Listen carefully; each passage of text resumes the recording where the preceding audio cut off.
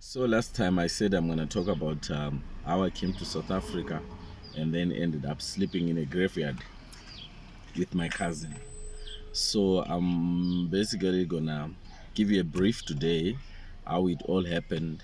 Um, so 2007, I had a cousin that was here already, the two cousins that were here already. So they called me, they told me a lot of stories, but actually those stories were lies. So I had to come here. So when I came here, the first day, we dropped off at Vodacom building. So we stayed there for him. We called him. He said, no, he's going to finish work around 5 o'clock and then he's going to come and pick us up. Unfortunately, 5 p.m. came, passed. The guy did not come. And we were two, me and Sylvester, two cousins. So 5 p.m. came and then he didn't come. So now, it's now 6 o'clock. We've been trying to call him now. The phone was just ringing up until the phone was switched off. So when the phone was switched off, then we realized that something was wrong, something was not right. He switched off he switched off the phone for us. So we then had to go to, just to seek some help from people. As new people, we didn't know the place. So I went up the mountain in Hillbrow there.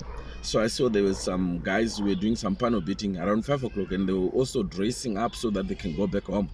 So I spoke with them, I told them the story, and then they said, okay guys, you can come and sleep here and then tomorrow you can find your way to your brother or whoever, you see. So now, I said, okay.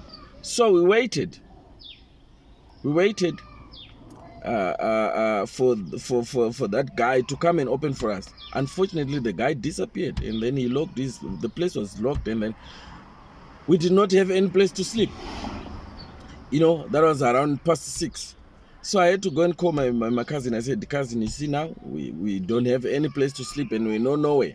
So what are we going to do? And then he said, no, you know what? Let's find a place to go and sleep. So we had our 2 satchel bags. We had some bags with us,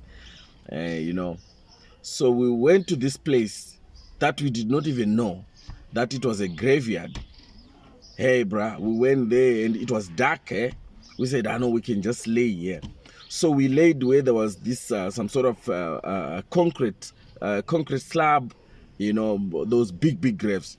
So we laid there, we slept there. If I can tell you this story, it's so funny, to be honest with you. So we slept there. Around midnight, 12 or 1 o'clock, somebody came. He came, he dragged my bag, and then he pulled Sylvester's bag. He took all the bags, and there was nothing that we're gonna do because we were unable to fight back because we did not know the place. With the stories that we heard about Johannesburg when when you're in Zimbabwe, there's a lot of things that people say when about Johannesburg. So we're very much afraid. We're very, very much afraid. And then we just hanged in there. So the following day around 4 o'clock, 5 o'clock, now we are up. Hey, bro, we are just seeing that we are inside the graveyard. We were in the graves. We were even sleeping on top of a grave. Imagine, you're sleeping on top of a grave. The grave that you don't even know who is there, who died there, and a lot of graves, around the area. Bruh, it was so hectic, and it was very bad. It was very, very bad.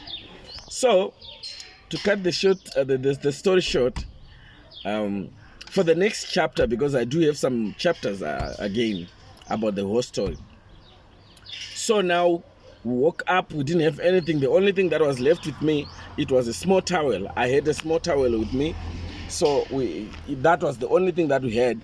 And then the phones, we didn't have phones. The phones were actually taken in Beitbridge. So we did not have phones. You understand? They were stolen in Beitbridge. So now, we are planning now. What are we going to do next? So Sylvester said, no, what? Let's go and check those guys. Maybe they will open around 8 o'clock, 9 o'clock. We just go and then we talk with them. And those Ndebele guys were so, I've got this vast respect for Ndebele people. They actually took us in. They looked after us. It was on Saturday. Sunday we were with them, and then they said, you know what? But the other one that we were staying with, he said, no, my wife is coming, so this, it's just a single room, so we can't be, the the three guys and then one lady in the room. So I'm gonna help you, but I'm gonna go and drop you at a place. There's a place in in CBD that I can go and drop you. So he went to drop us at the church in Joburg CBD. Yeah, so he dropped us at the church in the CBD. We stayed in that church. Hey, that's when I started experiencing something that is called bed bugs. I did not know them the whole, my whole life. I didn't know about bed bugs. So I actually came to know about bed bugs the very moment that I moved to that church.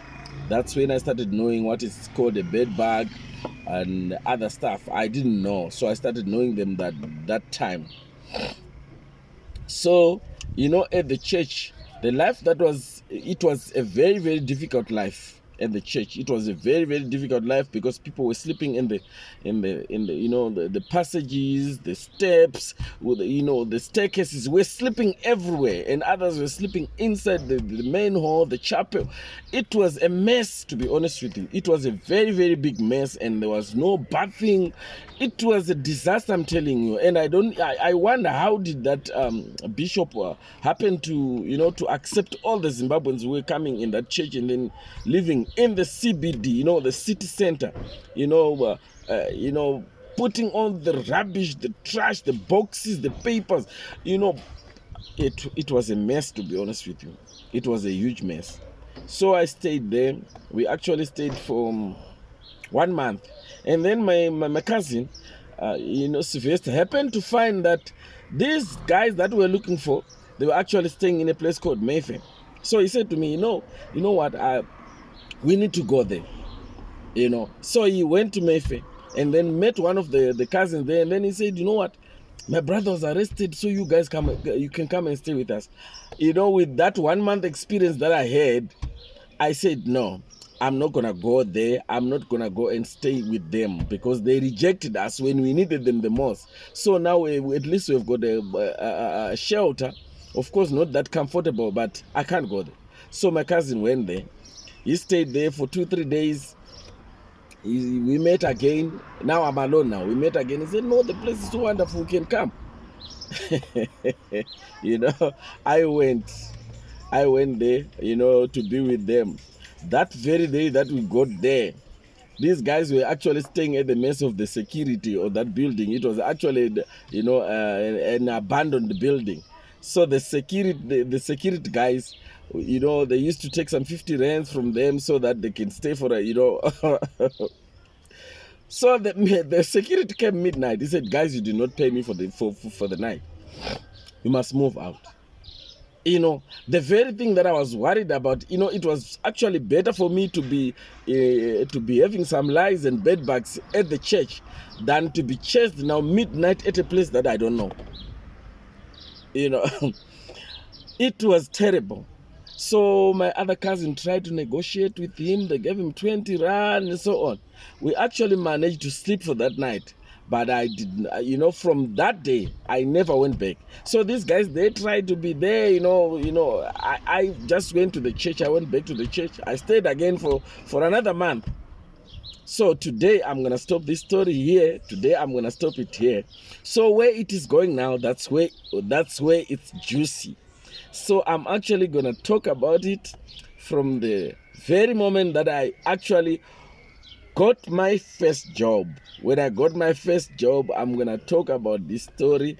I was given a job by this white Zimbabwean guy by the name Robert.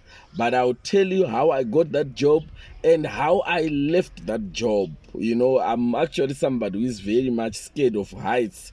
That forced me to stop the job. But it's a story for another day. I'm gonna talk about it, let's say, let's say maybe in the next 2 days, if you come to my channel, you watch the story, you hear the story, what happened to me up until I actually, I actually became strong in understanding and everything in South Africa, up until I get my asylum in the first year.